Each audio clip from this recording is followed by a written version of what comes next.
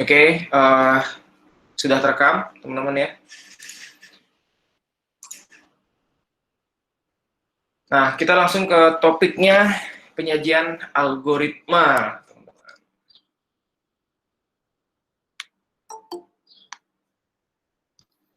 Nah, saya akan fokus pada materi utama kita, karena kalau misalkan tidak nanti cukup banyak memakan waktu. Nanti sisanya teman-teman silakan baca. Saya akan upload materinya di Spada.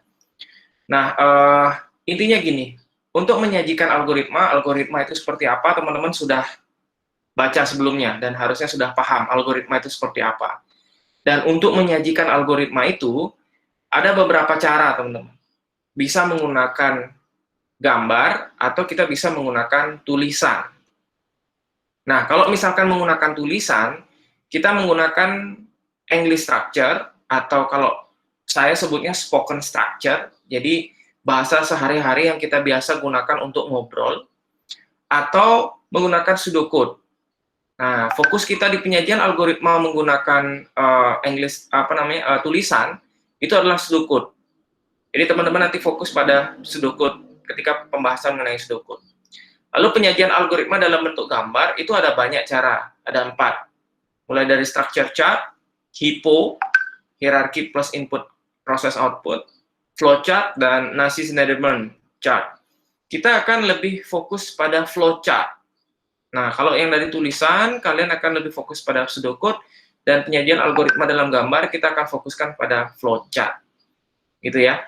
Jadi nanti pada saat pembahasan ini, teman-teman silakan fokus pada flowchart untuk gambar dan pseudocode pada algoritma. Sisanya mungkin saya tidak akan bahas secara detail.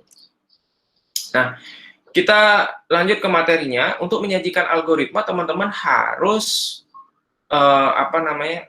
memahami bahwa dalam algoritma itu ada 4 hal yang penting.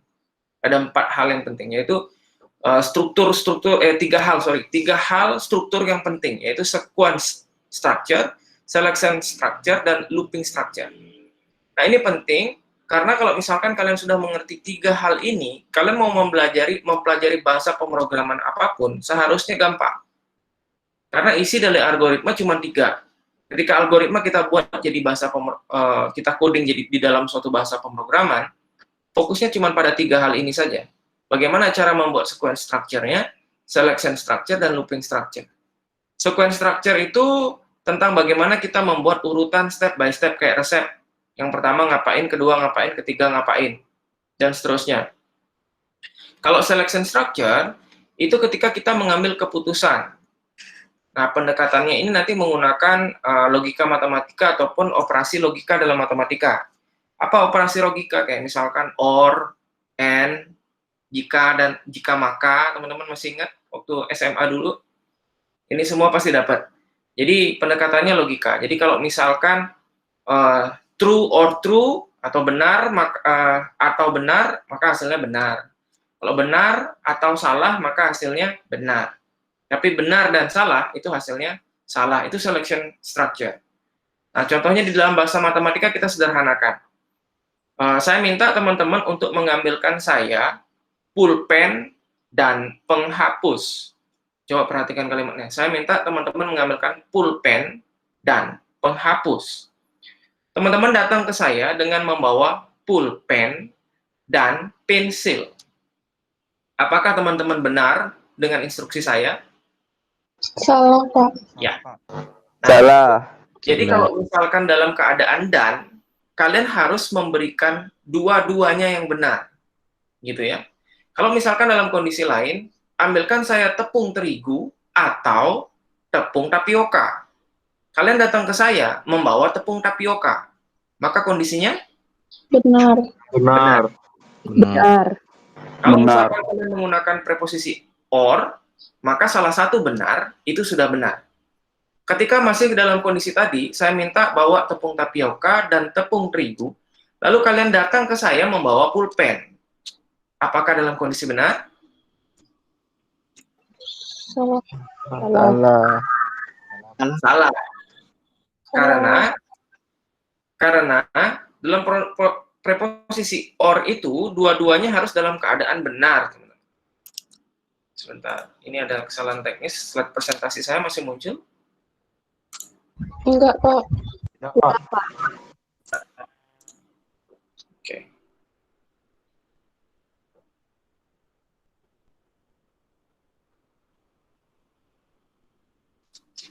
Nah, itu yang disebut dengan logika matematika dalam selection structure, teman-teman. Kalian akan menggunakan operasi OR, operasi AND, seperti itu. Jika dibandingkan kalian harus menjumlahkan atau mengurangi. Kalau operasi matematika kan kalian tahunya perkalian, penjumlahan, pengurangan, ya kan? Tapi kalau dalam operasi logika matematika, kalian akan menggunakan true dan false. Ya, kalian menggunakan OR, yang hasilnya true dan false. Kalian menggunakan OR ataupun menggunakan AND. Nah, itu selection structure. Lalu satu lagi menggunakan looping structure. Looping structure itu adalah digunakan untuk membuat suatu perulangan. Ya, membuat suatu perulangan. Misalkan kalian diminta untuk menulis angka 1 sampai 100 di dalam di dalam sebuah kertas. Maka kalian menuliskannya 1, 2, 3, 4, 5 seperti itu ya. Tapi dalam komputer itu sangat capek. Sangat exhausted banget. Jadi kita sebenarnya mengulang menulis angka dengan persamaan seperti ini. Misalkan J pertama adalah 1. Lalu J selanjutnya kita tambahkan 1. Sehingga 1 tambah 1, 2. 2 tambah 1, 3. 3 tambah 1, 4. Seperti itu. Dan kita tampilkan J setiap kali perulangan. Setiap kali berulang kita panggil J, kita tampilkan sehingga hasilnya 1 sampai 100. Nah, itu disebut dengan looping structure. Nah, intinya teman-teman kalau misalkan belum paham, tidak apa-apa. Nanti kita akan bahas lebih dalam lagi ketika membahas flowchart. Intinya ada sequence, selection, dan looping structure. Struktur inilah 3 basic structure dalam algoritma yang nantinya kalau misalkan kalian membuat sebuah program ataupun mempelajari bahasa pemrograman, ketiga hal ini harus kalian pahami dulu. Pasti bisa, selain sintaks. Jadi kalau misalkan kalian bahasa pemrograman C sekarang, terus belajar PHP atau PHP, ya kalian tinggal pelajari ini aja. 15 menit saya pikir sudah bisa kalian memahami sebuah bahasa pemrograman baru. Karena kalian tinggal pelajari sintaksnya saja, seperti itu. Nah, itu teman-teman ya. Oke, kita lanjutkan. Nah, ini kita lanjutkan ke English structure dan pseudocode. Tadi untuk menampilkan atau menyajikan algoritma menggunakan tulisan, kalian menggunakan English structure dan pseudocode. Saya menyebutnya English structure ini spoken structure ya. Jadi kalau misalkan kalian mau menggunakan pendekatan tertulis, kalian bisa menggunakan bahasa sehari-hari gitu. Nah, penulisan English structure dan pseudocode itu dikenal juga dengan struktur penulisan program di dalam sequence structure, selection structure, dan looping structure-nya. Kalian juga harus memikirkan bagaimana menulisnya dalam sequence structure, selection, dan looping-nya. Nanti saya akan kasih contoh. Apa persamaan dan perbedaan dari English structure dan pseudocode? Kalau English structure itu kalian menggunakan pendekatan berbahasa Inggris. Nah, kalau kalian mau menggunakan bahasa Indonesia, jadinya Indonesian structure. Jadi saya lebih cenderung menggunakan bahasa spoken structure gitu ya. Tapi kenapa disebutnya English structure? Supaya bahasanya sama. Bahasa pemrograman di seluruh dunia. Jadi kalau kalian mau bawa pseudocode kalian algoritma kalian ke negara lain juga tetap paham karena menggunakan bahasa Inggris terstandar ya. Jadi pakai English structure. Lalu karena bahasa manusia yang digunakan sebagai dasar pengembangan algoritma, maka English structure akan lebih tepat untuk menggambarkan suatu algoritma kepada orang yang tidak mengerti algoritma atau orang yang tidak paham membuat program, orang yang biasa gitu ya, orang yang tidak biasa membuat pemrograman, tidak biasa memprogram. Jadi kalian bisa gunakan English structure. Tapi kalau pseudocode ini berarti kode yang mirip dengan kode sebenarnya. Jadi bukan kode sebenarnya, tapi mirip dengan kode sebenarnya. Nah, pseudocode ini berasal dari kata pseudo, yang berarti imitasi atau mirip atau menyerupai dari kode yang kode pemrograman yang kita buat. Nah, pseudocode ini dapat ditulis berbasis suatu bahasa pemrograman, misalkan Basic, Pascal, dan C. Nah, Sudokut ini kecenderungannya lebih rinci dibandingkan dengan English structure ya.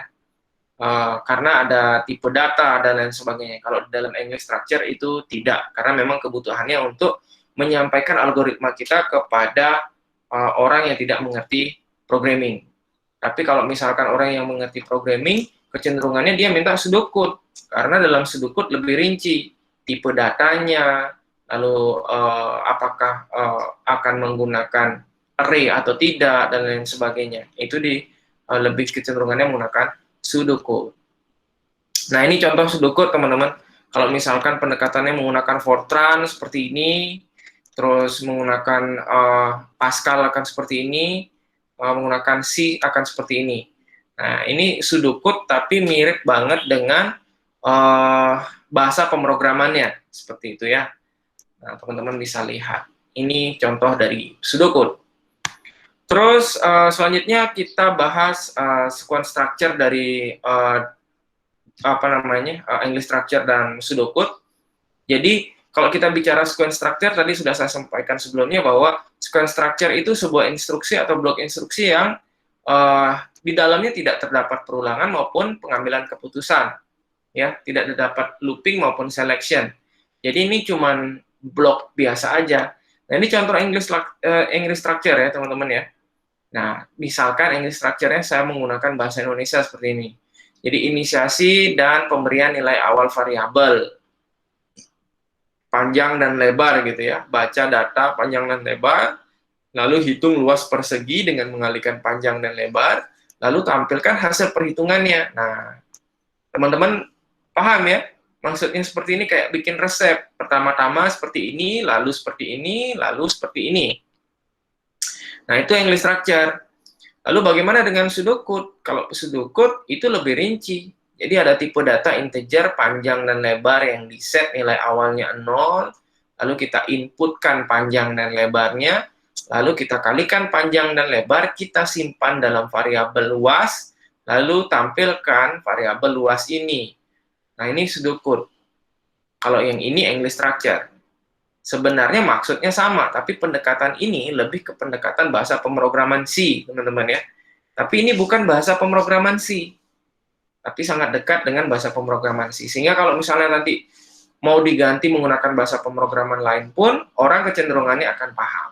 Karena ada inisialisasi variabel di sini, lalu sifatnya input, proses, dan output. Seperti itu kira-kira. Nah, itu sequence structure. Di mana dalam sequence structure itu tidak ada if dan tidak ada loop. Lalu bagaimana dengan struktur keputusan dalam selection structure? Nah, ini contohnya. Inisialisasi nilai variabel. Baca data nilai siswa. Jika nilai siswa lebih besar dari 60, maka statusnya lulus. Jika tidak, maka statusnya tidak lulus. Lalu cetak status mahasiswa. Nah, ini kalau misalkan kita buat dalam bahasa Indonesia ya. Bahasa Indonesia structure gitu ya, tapi ini tidak standar, karena kalau kita bawa ke Australia atau bawa ke Amerika, orang tidak paham, karena menggunakan bahasa Indonesia. Mereka harus translate dulu. Nah, kalian bisa menggunakan bahasa Inggris, supaya orang lain pun paham. Sudah, bahasa Inggris kan bahasa yang internasional gitu ya. Lalu, kalau misalkan kita ubah menjadi pseudocode, nah, kita bikin komen dulu tentang judul ini untuk menentukan program kelulusan siswa. Lalu kita set nilai 0, lalu inputkan nilai itu tipenya integer. If data nilai lebih besar dari 60, then print status siswa lulus, else print status siswa tidak lulus. Nah, ini kalau misalkan kalian menggunakan pseudocode pendekatannya. Nah, itu bedanya antara English structure dan pseudocode. Nah, ini di dalam struktur keputusan ya, selection. Selanjutnya looping structure. Nah, suatu perulangan diterapkan pada situasi apabila kita membutuhkan suatu instruksi diulang beberapa kali hingga suatu kondisi terpenuhi. Jadi harus ada garis bawahnya nih, kondisi terpenuhi. Kondisi yang diinginkan itu terpenuhi. Nah, untuk dapat menggunakan struktur ini kalian bisa menggunakan for, repeat until, do while do, for down to. Apa perbedaannya? Kalau misalkan for dan repeat until ini mungkin sama ya. Kalau do while sama while do mungkin agak sedikit berbeda. Jadi do while, jadi lakukan dulu sekali, setelah itu baru cek. Tapi kalau while do, cek dulu, baru lakukan. Kalian bisa melihat perbedaannya di mana? Jadi proses perlakuannya ya teman-teman ya. Jadi kalau misalkan while do, kalau sudah sampai apa misalnya ya, ketika hujan, kamu harus berlari. Atau kita balik deh, ketika hujan, kamu harus bawa payung. Itu while do ya. While hujan, do bawa payung. Gitu ya. Nah, kalau do while, bawa payung ketika hujan. Agak sedikit berbeda atau sebenarnya sama aja? Kalau dalam struktur bahasa, mungkin akan sama saja. Tetapi dalam struktur algoritma, itu berbeda. Jadi kalau kita lihat, bawa payung ketika hujan, berarti kalian bawa dulu payungnya. Baru cek, hujan apa enggak. Berarti kalian posisinya sudah bawa payung. Gitu kalau dalam algoritma. Kalau di dalam while do, ketika hujan, do bawa payung. Nah, sekarang cek dulu, hujan nggak? Oh, ternyata nggak hujan. Berarti kalian nggak perlu bawa payung. Bisa melihat perbedaannya, teman-teman, antara do while dan while do terutama, karena ini sering membingungkan. Jadi do while itu dilakukan dulu, baru ngecek kondisinya. Kalau while do, cek dulu kondisinya, baru lakukan. Nah, itu perbedaan antara do while dan while do.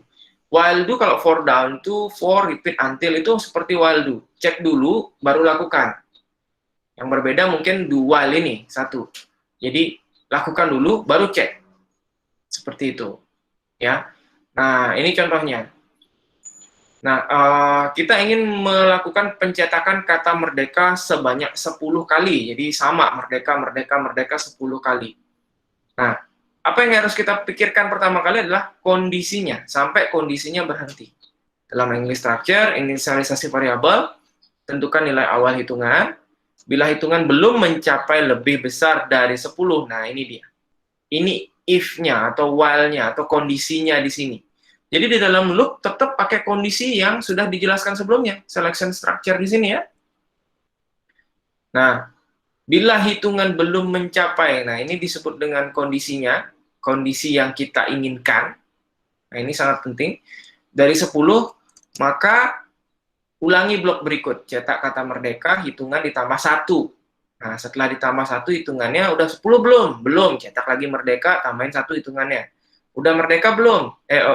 Udah sampai 10 belum? Belum. Cetak lagi sampai dengan 10, ketika sudah 10 baru selesai. Nah, dalam pseudocode hitungannya seperti ini, program seperti ini. Pseudocode-nya seperti ini ya. Integer hitungan 0, lalu while hitungan kurang dari sama dengan 10, maka print kata merdeka. Hitungannya ditambah 1, lalu nanti hitungan dicek. Nah, ini operasi logika, teman-teman ya. Ini kondisi. Hitungan kurang dari 10 nggak? Nilainya benar atau salah? Bukan 2, bukan 10, bukan bilangan baru, tapi benar atau salah angkanya di sini. Nah, sehingga kalau misalkan nilainya benar, maka perulangan di dalam sini akan dilakukan. Apabila nilainya salah, maka perulangan di sini tidak dilakukan. Nah, seperti itu looping structure, teman-teman ya. Terus kita lanjutkan ke gaya penulisan English structure ini, ada macam-macam. Ada seperti common style, capitalized common style, outline common style, narrative style, dan gaya lain. Teman-teman bisa sesuaikan dengan gaya penulisan kalian ya. Mau yang mana juga boleh, nanti dibaca saja. Nah, lanjut kita ke bagaimana menyajikan algoritma menggunakan pendekatan gambar ya. Jadi bagaimana menyajikan algoritma dengan gambar. Nah, tadi sudah saya sampaikan ada structure chart, ada hypo, ada flow chart, dan Schneiderman chart. Kita bahas structure chart terlebih dahulu. Nah, fokus kita mungkin tidak di sini, tapi di flowchart saya akan bacakan secara cepat saja supaya nggak habis kuota kalian. Jadi dalam structure chart itu ini digunakan untuk mengilustrasikan organisasi dari sistem secara berjenjang dalam bentuk modul dan submodul. Jadi untuk pemrograman yang sifatnya modular, jadi modul per modul teman-teman ya, baru kalian menggunakan structure chart. Jadi ada elemen data dan elemen kontrol serta hubungan antar modulnya. Nah, jadi kalau misalkan kalian membuat structure chart, modul, data, dan kontrol itu saling berhubungan. Nah, ini adalah diagram. Jadi kalau kita membuat sebuah penyajian algoritma menggunakan pendekatan gambar, maka selalu ada simbol seperti ini. Ini simbol modul, ini connection, ini loop, decision, dan couple. Ya, couple ini untuk menunjukkan data dan mana yang menunjukkan kontrol. Kalau misalkan yang kosong, putih seperti ini disebut untuk merepresentasikan data, sedangkan yang bulat hitam ini untuk mendefinisikan kontrol. Nah, seperti apa? Seperti ini contohnya. Jadi ada modul 1, terus dari modul 1 itu ada modul submodul ya, modul 1.1 dan modul 1.2. Lalu ada modul library di sini, library, dan ini saling terhubung ke modul 1, seperti itu.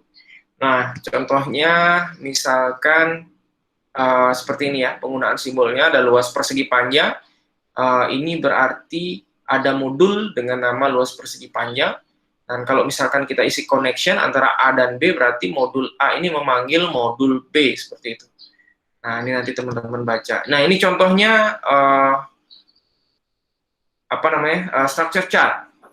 Jadi ada A dan B, terus ada garis seperti ini, lalu ada, ini adalah data, ini adalah kontrol, dan ini adalah data. Nah, ini mungkin agak ribet teman-teman lihatnya ya, tidak terlalu paham, tapi tidak masalah karena memang kita akan lebih fokus ke flowchart. Tapi di kemudian hari apabila kalian memang harus mempelajarinya, at least kalian tahu, pernah dengar, oh dulu belajar kok structure chart itu seperti ini, oh ini tuh artinya ini. Ada buletan kosongnya artinya data, oh ini artinya kontrol. Jadi kalau sekarang saya jelaskan mungkin agak sedikit bingung, tapi ketika kalian sudah membuat sebuah program, lalu saya minta membuatkan flowchart, lalu membuatkan structure chart, itu akan jauh lebih mudah. Jadi nanti kita akan flashback lagi ke sini, tapi at least kalian udah pernah dengar lah, gitu ya. Nah, ada A yang memanggil B, di mana A mengirimkan sebuah data P untuk diolah sama B. Setelah si B mengirimkan kembali sebuah data key dengan sebuah control flags. Contoh gini, sebuah modul A untuk mencari untuk menampilkan status kelulusan mahasiswa, balik lagi kayak tadi ya, menampilkan kelulusan mahasiswa. Jadi A ini menampilkan kelulusan mahasiswa. Untuk menampilkan kelulusan mahasiswa, dia harus tahu nilai mahasiswanya dulu, kan gitu. Maka P atau dalam hal ini nilai dikirimkan ke submodul B. Submodul B akan membandingkan di basis data. Nilai berapa yang dibilang lulus, yang dikatakan lulus. Nah, misalkan nilai B itu dalam submodul B ini dikatakan lulus apabila nilainya lebih besar dari 80. P yang dimasukkan ternyata 100. Maka Q sebagai output itu lulus dan tidak ada flags, misalnya gitu ya. Flagsnya kosong. Misalkan P yang dimasukkan 200, padahal range nilai kita 0 sampai 100. Maka B akan mengirimkan data lulus, tapi dengan flags. Flagsnya data error, atau misalkan data melebihi range, seperti itu. Itu yang disebut dengan flags atau control. Ya, P dan Q itu adalah input ke modul B, dan ini input ke modul A, Q itu. Tapi output dari modul B. Nah, seperti itu. Jadi kalau kalian belajar structure chart, memang sangat detail. Nah, kita akan bahas lagi di belakang ya, supaya tidak bingung. Nah, ini apabila kalian menggunakan seleksi, jadi kalau A, dicek dulu kondisinya seperti apa, kalau true dia memanggil submodul B, kalau false dia memanggil submodul C. Nah, kalau ini digunakan untuk melakukan looping atau perulangan ya. Jadi misalnya proses hitung total, jadi memasukkan datanya lebih dari 5 kali memasukkan datanya. Lalu kita input setelah 5 kali baru menghitung hasil. Jadi setiap inputan dipanggil 5 kali, seperti itu. Nah, itu contohnya. Nanti kita akan bahas lebih jauh lagi. Teman-teman kalau misalkan belum terlalu paham, it's okay. Yang penting pernah dengar dan pernah tahu lah, saya sudah jelaskan gitu. Nah, itu structure chart yang lebih kompleks seperti ini, teman-teman. Ini proses untuk approval transaksi dari seorang customer ya. Nah, seperti ini jadinya contohnya. Kalau kalian mau membuat sebuah structure chart, jadi cukup kompleks, tapi detail gitu ya, cukup detail. Nah, kita lanjutkan ke diagram HIPPO, hierarki plus input proses output. Jadi HIPPO ini dikembangkan oleh IBM ya. Jadi untuk alat dokumentasi program oleh IBM. Ya, ini untuk melihat bagaimana kita melihat submodul ataupun fungsi-fungsi dari program yang kita buat gitu.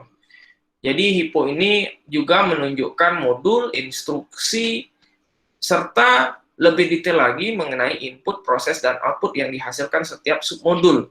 Nah, contohnya seperti ini. Misalkan kita punya modul proses payroll seperti ini.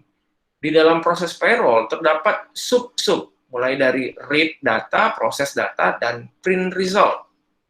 Lalu bagaimana read datanya? Terdapat banyak data yang di-read ternyata.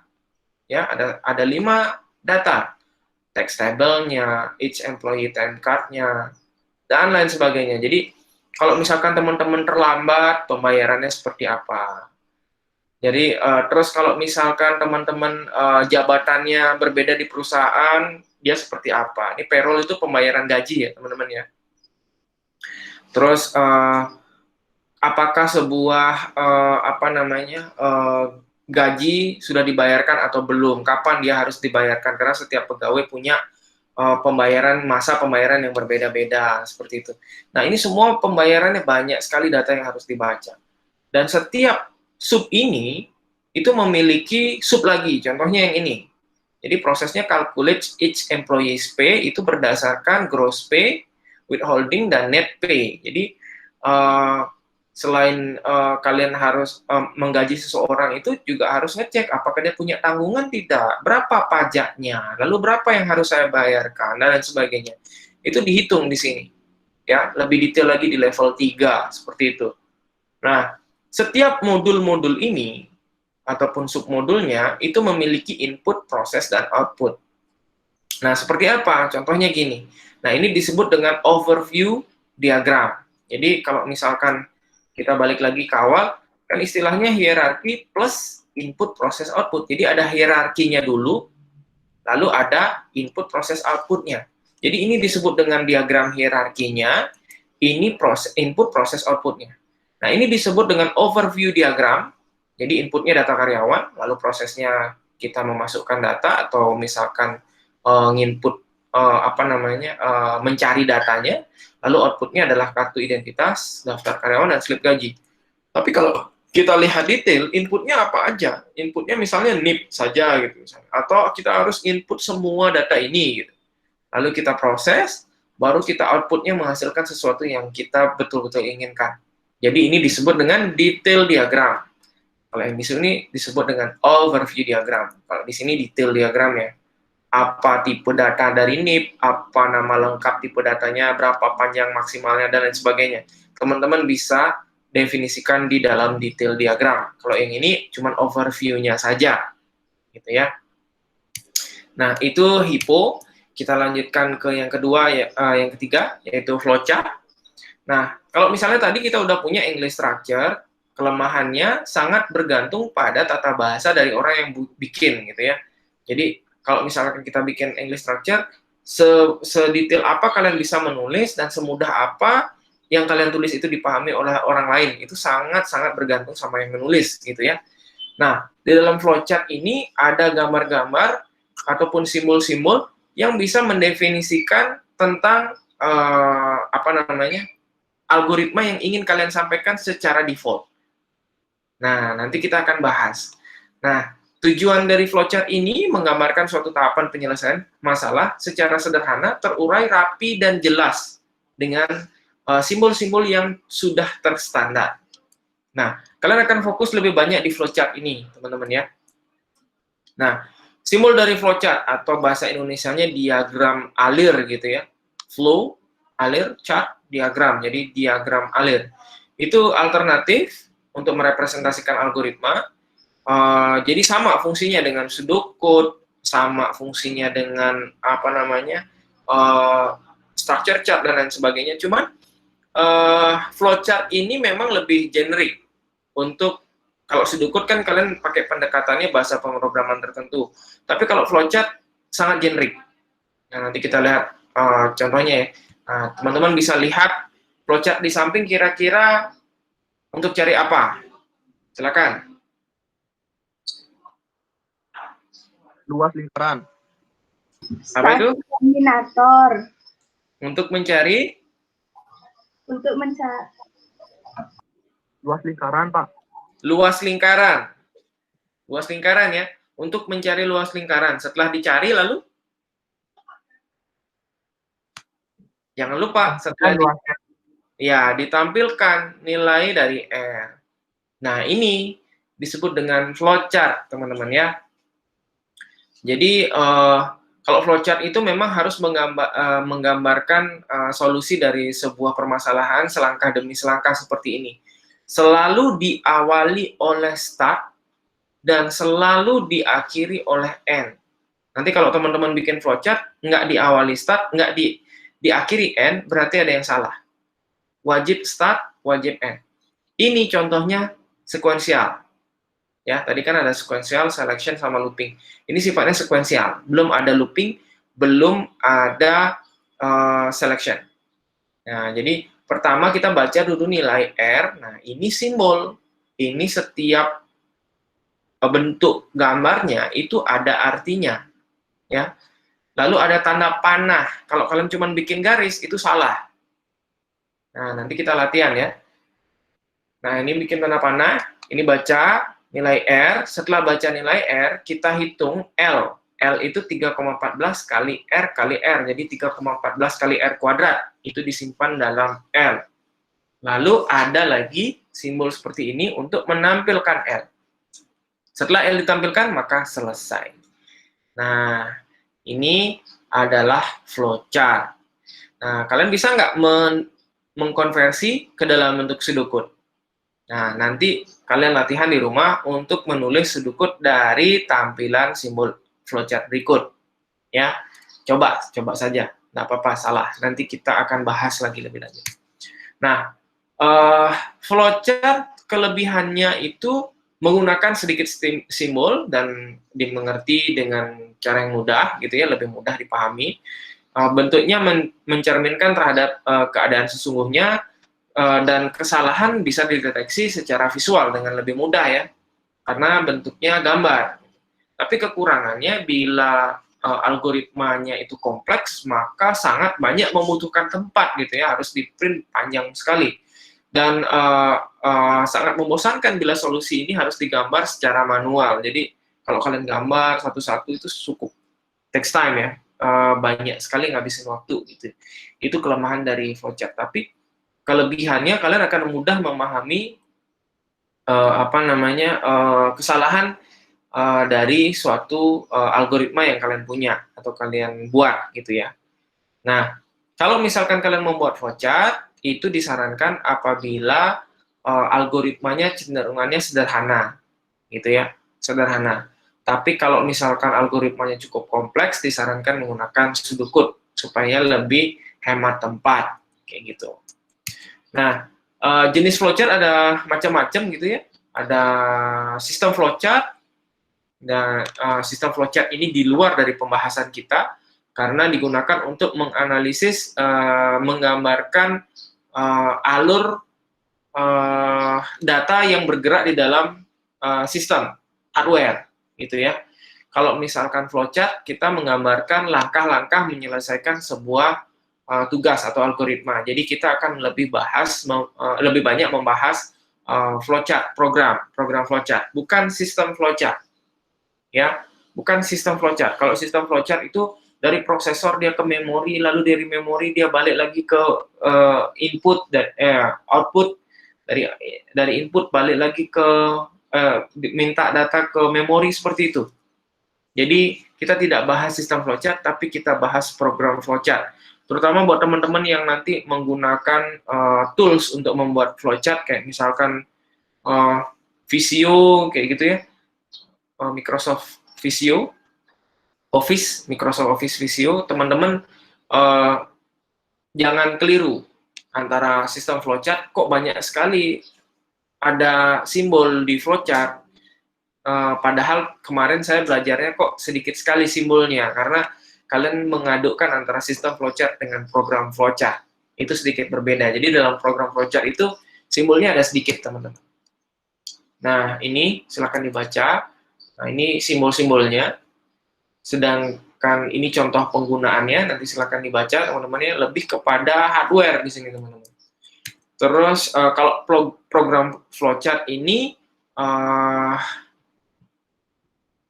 ada simbol-simbolnya juga, ini untuk menjelaskan bagaimana urutan logika. Yang penting itu urutan logika untuk memecahkan suatu masalah. Jadi ini simbol-simbolnya, cuman ini saja, tidak ada simbol lain lagi. Jadi sederhana ya, ini proses, ini untuk menyampaikan input dan output, ini menerangkan boleh sebagai keterangan atau inisialisasi nilai awalnya, lalu ini selection, looping perulangan yang jarang kita pakai sebenarnya, lalu mulai dan berakhir, start dan stop, ini salah tik. Terus ada konektor, lalu konektor ke halaman lain, karena kita buat gambar kan cukup banyak ya, menghabiskan kertas, jadi ini untuk konektor halaman lain, bisa diisi dengan halamannya, misalkan ke halaman 5 atau ini, halaman 6, seperti itu. Dan ini adalah arah, kemana, dari mana kemana, gitu ya, harus ada ujungnya, nggak boleh nggak ada ujungnya. Misalkan dari sini ke sini, atau dari sini ke sini, seperti itu. Jadi harus ada ujung anak panahnya. Nah, ini simbol program flowchart. Nah, di program flowchart itu ada konseptual flowchart. Konseptual itu bentuknya konsep ya. Jadi cuman input, proses, output, seperti ini saja misalnya ya. Dan menggunakan simbol keterangan atau inisialisasi, yang ini. Gitu ya. Ada juga yang sifatnya detail flowchart. Nah, kita akan lebih banyak bahas detail flowchart, teman-teman. Nah, ini contoh menggunakan for. Nah, input n, jumlah JML sama dengan 0, lalu for k sama dengan 1 to n, input bilangan, JML sama dengan JML ditambah bil. Lalu next k. K sekarang 1, jadi next k-nya 2. 2 sampai dengan n. Itu selalu minta input bilangan dan dijumlahkan dengan bilangan. Hasil penjumlahan dijumlahkan dengan bilangan yang diinput. Terus seperti itu, sebanyak n kali. Jadi tergantung n-nya diinisialisasi berapa. Jumlahnya lalu ditampilkan. Nah, ini contoh untuk menampilkan flowchart. Kita akan lebih banyak bahas di sini, teman-teman ya. Kalian membuat flowchart. Nah, terus yang keempat, Nassy-Snyderman. Ini sebenarnya cukup simpel juga. Tidak menggunakan panah serta petunjuk proses seperti yang sebelumnya. Jadi ada 3 struktur keputusan, sama struktur urut atau sekuensial, lalu looping dan juga selection, sama ya.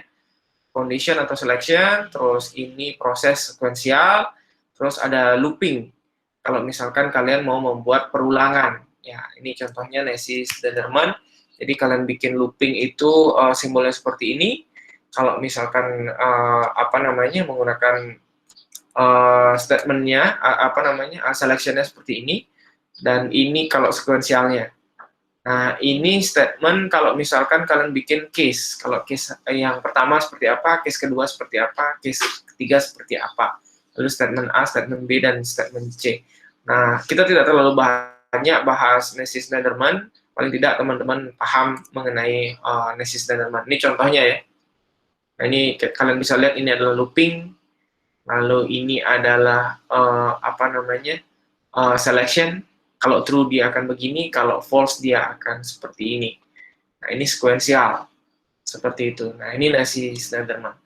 Nah, itu penyajian algoritma, teman-teman. Ada banyak ya, cukup banyak yang kita pelajari, karena kalau misalkan dalam pertemuan tatap muka, kita bisa latihan langsung ketika saya menyampaikan, dan kita bisa berinteraksi tanya jawab.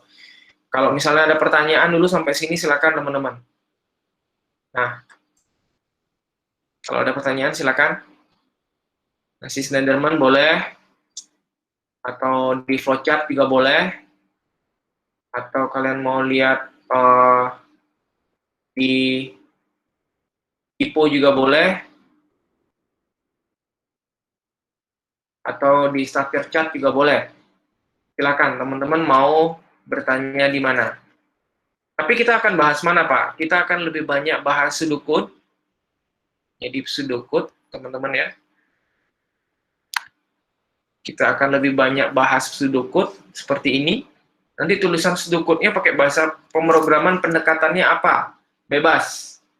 Bisa C, bisa Pascal, bisa Fortran. Kita pakai pendekatan bahasa C. Ya. Terus kalau misalkan satu lagi, kalau gambar bentuknya mana, Pak? Yang gambar kita pakai flowchart seperti ini. Nah, yang tadi ini apa, simbol apa ini? Ada yang masih ingat? Input output ya. Ini proses, ini start dan stop, bulat seperti ini. Nah, seperti itu. Jadi kalau looping seperti ini. Kalau misalkan selection seperti ini, kita juga bisa menggunakan selection untuk looping. Nanti saya akan contohkan. Lalu ini konektor dan ke konektor halaman lain.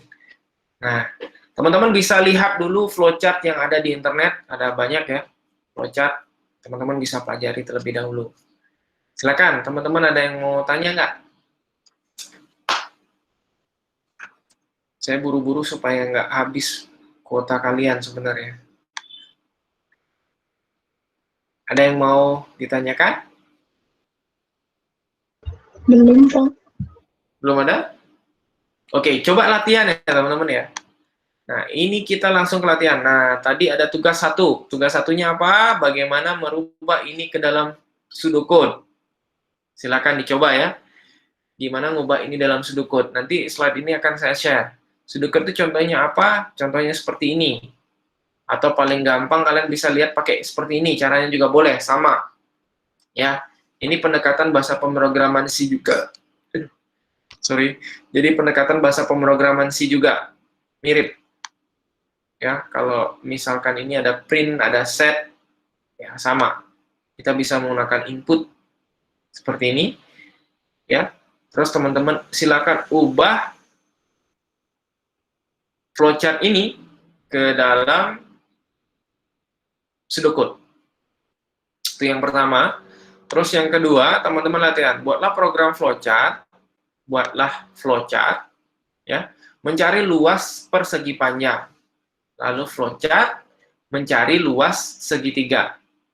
Lalu gabungkan kedua flowchart tersebut, menambahkan kondisi program yang dikerjakan.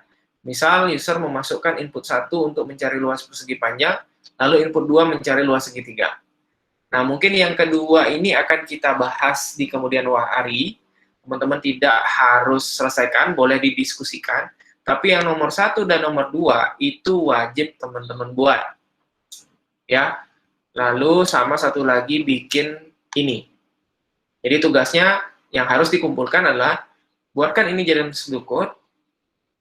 Lalu buat flowchart untuk mencari luas segitiga dan luas persegi panjang. Bila memungkinkan, silakan jawab pertanyaan nomor 3. Bila kalian bisa, ini tidak dinilai. Ya, ini tidak dinilai. Teman-teman bisa mikir-mikir dulu gimana kira-kira menggunakan selection di dalam flowchart. Dicoba-coba dulu. Minggu depan kita akan bahas selection flowchart, selection dan looping di dalam flowchart. Seperti itu. Nah, ada pertanyaan dulu, teman-teman? Buatnya di mana, Pak? Buatnya, kalau kalian misalkan buat flowchart paling enak menggunakan Visio sebenarnya, kalau mau menggunakan komputer. Kalau kalian mau tulis tangan juga silakan, nanti foto tulisan tangannya yang di dalam kertas, setelah difoto dikompres ya, tapi jangan kecil-kecil banget, supaya bisa upload ke Spada. Nanti diuploadnya ke Spada. Kapan diuploadnya? Maksimal minggu depan.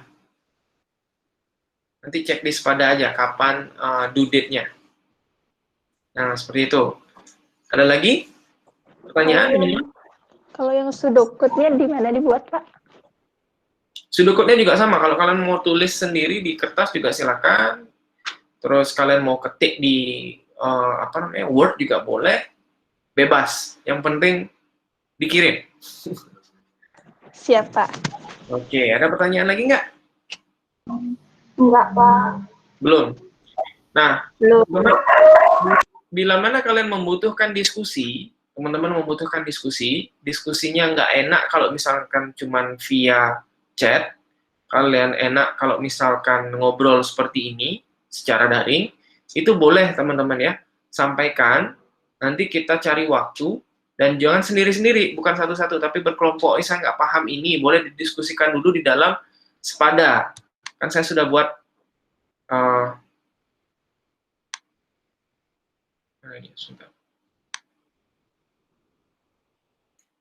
ini kayak misalkan forum-forum diskusi seperti ini, kalian bisa taruh juga di bagian atas, di announcement. Oh, ini belum ada diskusinya ya. Saya tambahkan nanti forum diskusi. Kalian sepakati bersama teman-teman, atau kalian bisa via chat gitu ya,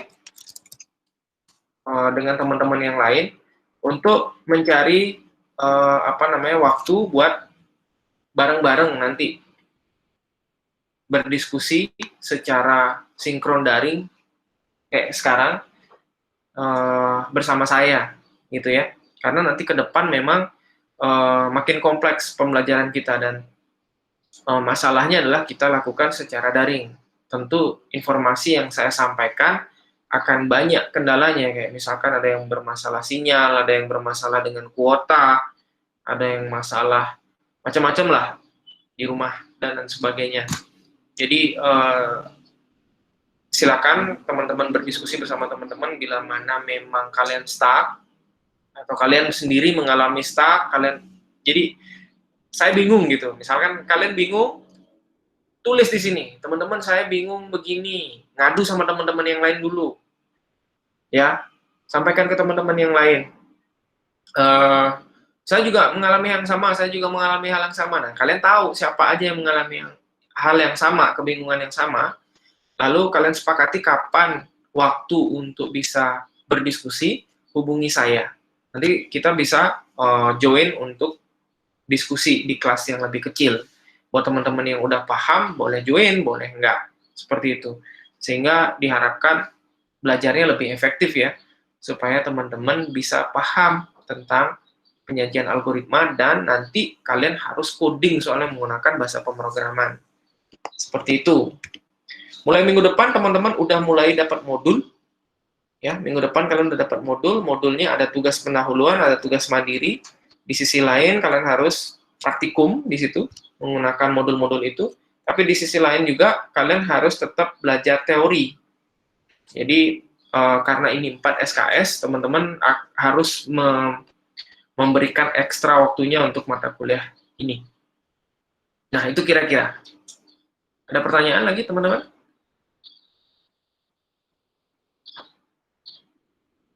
Tidak ada? Saya belum pernah melihat wajah teman-teman semua gitu ya. Seperti apa raut wajah kalian ketika mempelajari dasar-dasar pemrograman. Bengong. Karena memang mata kuliah ini cukup ini ya, cukup menguras tenaga, menguras pikiran, karena kalian harus berpikir menggunakan logik otak. Kiri kalian harus lebih kuat gitu ya. Apakah susah? Tidak ada yang susah, teman-teman. Sama seperti kalian mempelajari penjumlahan waktu SD, kalian tidak mengerti aja. Coba anak TK kalian suruh yang belum bisa membaca, suruh baca. Ini kan pusing banget, nggak ngerti ya. Tapi kalau udah terbiasa, maka ini sebenarnya gampang. Sama seperti kalian membaca. Gampang nggak membaca? Gampang, pasti kalian bisa baca. Sama dengan menjumlahkan dan mengurangi. Kalau dulu susah banget, karena itu logik kan. 1 tambah 1, 2. 100 tambah 100, 200. 50 kurang 25, 25. Cepat kalian bisa hitung sekarang. Tapi pada zaman itu, waktu kelas 1 SD, itu sangat susah, minta ampun. Ya, 7 tambah 8, kalian menggunakan jari kalian yang kurang. Seperti itu rasanya ketika kalian belajar logika algoritma. Jadi kalau misalkan dikatakan ini susah, sebenarnya tidak susah, karena kalian belum kenal saja, makanya ini jadi susah. Tapi kalau kalian udah terbiasa bikin atau terbiasa latihan, maka sebenarnya logika algoritma ini sangat mudah. Terutama buat kakak kelas kalian yang misalnya udah semester 6, semester 5, dia belajar algoritma itu, oh gini ya yang saya pelajari susah-susah dulu ya. Sekarang kok gampang sekali, seperti itu rasanya. Takes time teman-teman, it's okay kalau kalian belum paham 100%, tapi jangan sampai dibiarkan. Nanti pelan-pelan kita pelajari gitu ya. Silakan teman-teman kalau ada pertanyaan, tugasnya udah jelas, apa saja, nanti kalian bisa cek di Sepada ya. Dan apa yang harus kalian lakukan kalau tidak paham? Sudah paham? Sudah paham kalau tidak paham harus gimana gitu? Berarti konsep berpikirnya itu kayak rumus-rumus di Excel gitu Pak ya, kayak if and or kayak gitu tuh Pak ya? Untuk konsep berpikirnya. Ya, mirip seperti itu nanti karena kalian akan membuat program kan. Jadi seperti itulah kurang lebihnya. Mirip-mirip seperti itu, kurang lebih seperti itulah. Oke, ada lagi? Coba saya cek dulu 30, berarti semua hadir ya hari ini ya. Untuk absensi semuanya hadir. Oke, ada lagi pertanyaan teman-teman? Kalau tidak, kita stop dulu rekamannya.